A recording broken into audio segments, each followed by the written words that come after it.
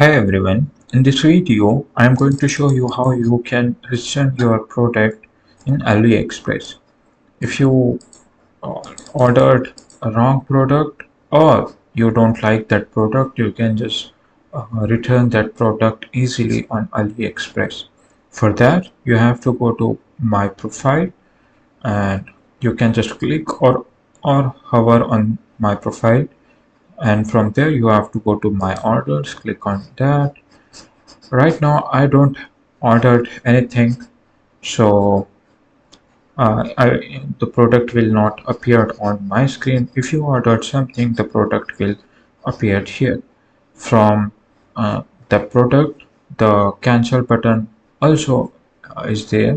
You just click on that button, and depending on the products, you need to verify why you are canceling that product, or why you are returning that product. So the returning is very simple. You just need to click on the return button and hit the enter and give the whatever the reason you want to give and proceed. And this is how you can return the product. And if you found this video helpful, then like this video, and thanks for watching.